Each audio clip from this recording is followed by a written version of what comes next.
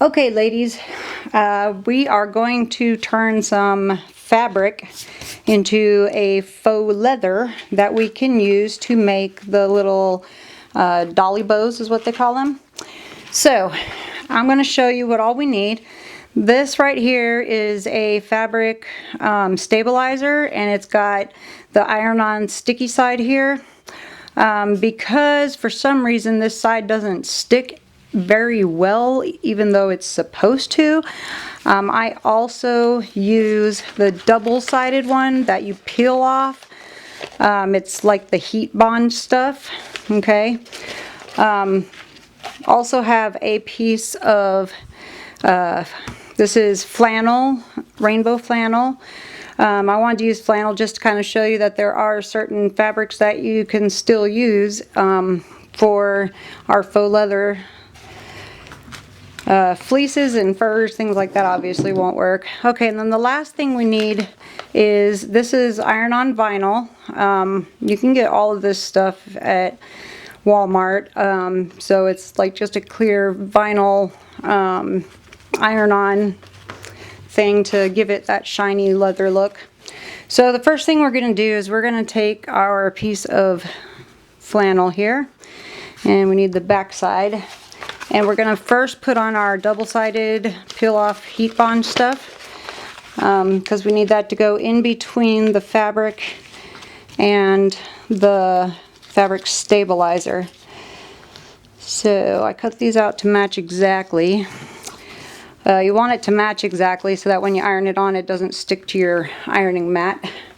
You're going to want your iron to be on a medium-high setting for this part.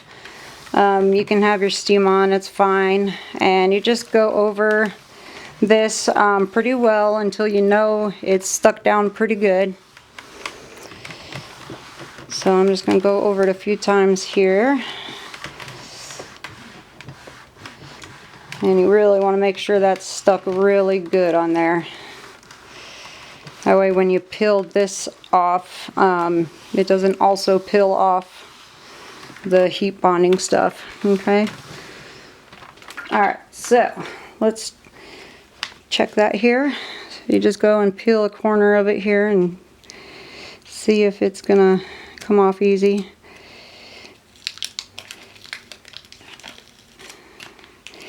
Okay, and you might want to let it cool down a little bit too, because it comes off easier if you let it cool down for a minute. And sorry about the pauses in between, but I don't have my editing program yet downloaded on my computer, so I won't be able to cut out the long wait parts. But if you bear with me, we will get through this. And you can always fast forward to the next part. Okay, so it's cooled down a little bit, so let's go ahead and peel this off. See, if you don't wait for it to fully cool down, you can see where it kind of started to come up a little bit right there. Alright, so we'll set that aside. Now we're going to take our fabric stabilizer here and make sure the shiny side is down like this, because that's the part that's going to stick.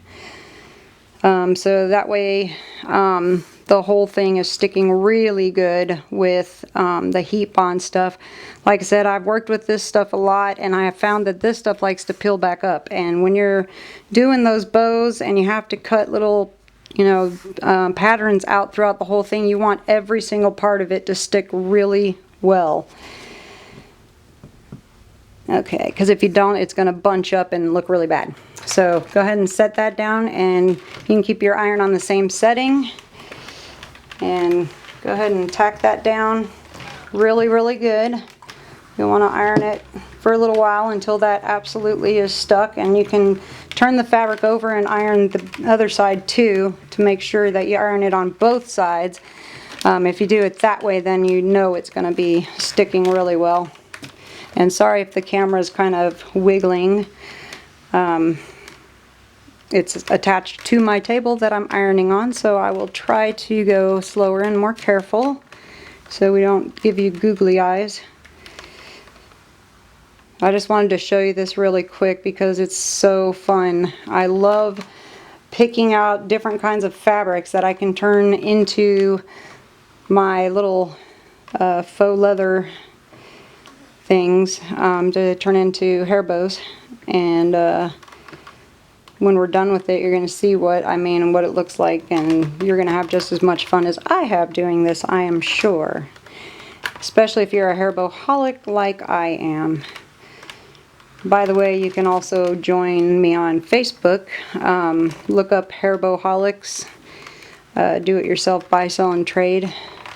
It's trying to get more people on there, so it's basically just designers getting together, and you can either sell your stuff, share trade secrets, whatever you want to do.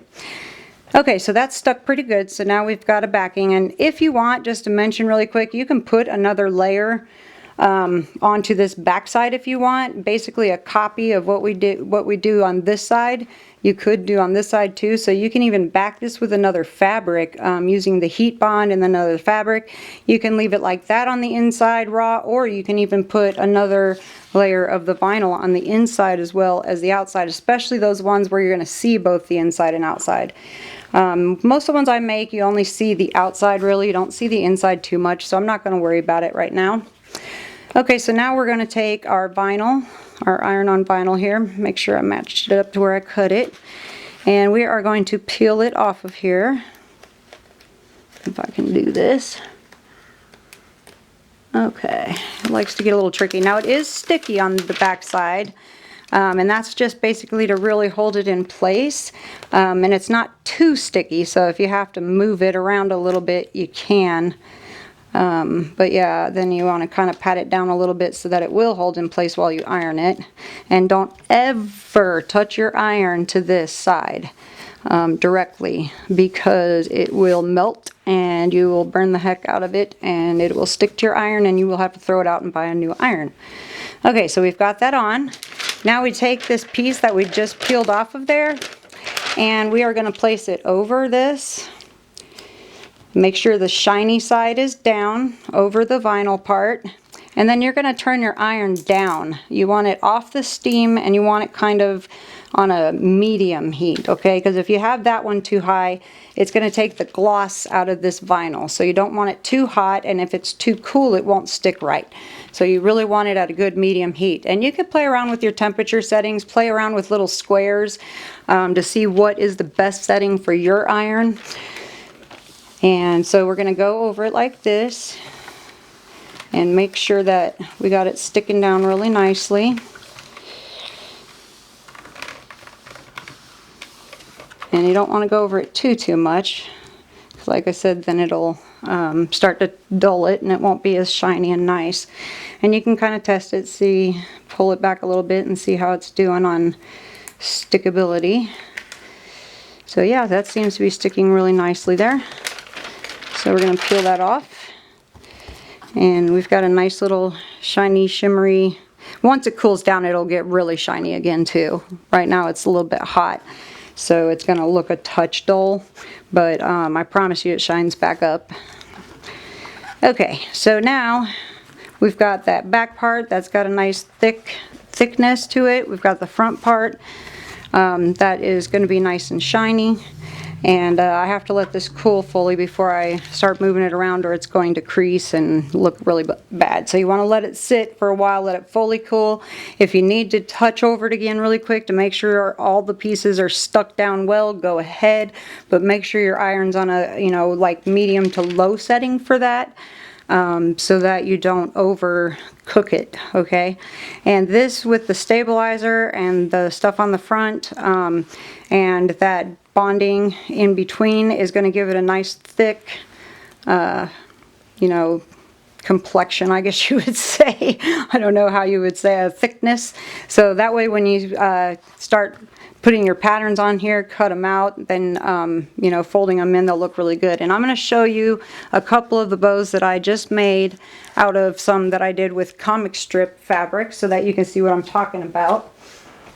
So let me grab those really quick, if I can remember where I put them. Here we go. Okay, sorry about that, guys. Okay, here we go.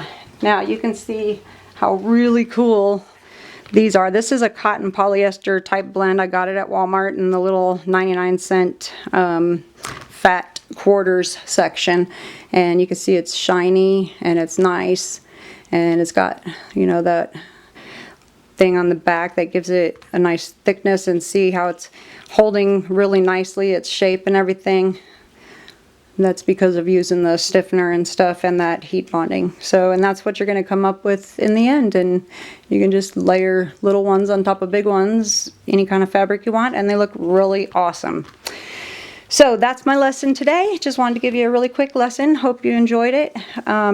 Be sure to visit me on Facebook.